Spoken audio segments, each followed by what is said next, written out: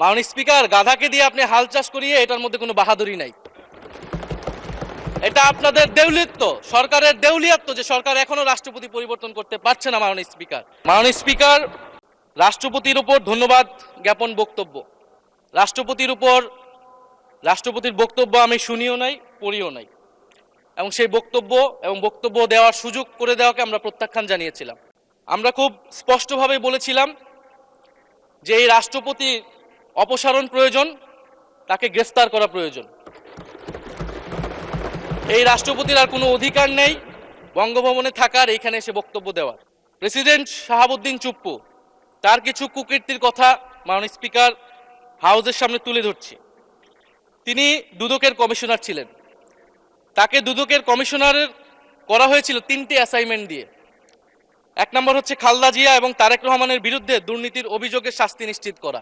2 নম্বর পদ্মা সেতুর দুর্নীতির অভিযোগ থেকে আওয়ামী লীগকে ক্লিন শিট দেওয়া। 3 নম্বর ফখরুদ্দিন মঈনুদ্দিন সরকারের সময় শেখ হাসিনা সহ আওয়ামী লীগ নেতাদের বিরুদ্ধে হওয়া দুর্নীতির মামলাগুলোকে বাতিল করে দেওয়া।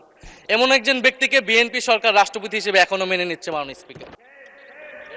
মাননীয় স্পিকার, এই রাষ্ট্রপতি চুপ্পু এস আলমের হাতে ইসলামী ব্যাংকে তুলে দেওয়ার কারিগর, 2 কোটি আমানতকারীকে পথে বসিয়েছিল। এবং জুলাই গণহত্যার সময় তার ভূমিকা, ফ্যাসিবাদের সাথে তার সংশ্লিষ্টতা সবকিছু আমরা জানি। আমাদের দুর্ভাগ্য, এই দুর্নীতিবাজ, অপদার্থ, মিথ্যুক, গণহত্যার দোষর এখনো বাংলাদেশের রাষ্ট্রপতি। একটা আলোচনা কয়েকবার এসেছে যে রাষ্ট্রপতির অধীনে কেন শপথ নিয়েছি আমরা বলতে এখানে ব্যক্তিগতভাবে আমার কথাই বলেছে, কারণ আমি এখানে শপথ নিয়েছিলাম। তো মাননীয় স্পিকার, সেই সময় প্রেক্ষাপট আর এখনকার প্রেক্ষাপট কি এক? জুলাই গণ অভ্যুত্থানের পরে, 5ই আগস্টের পরে আমাদের সামনে 2টা অপশন ছিল।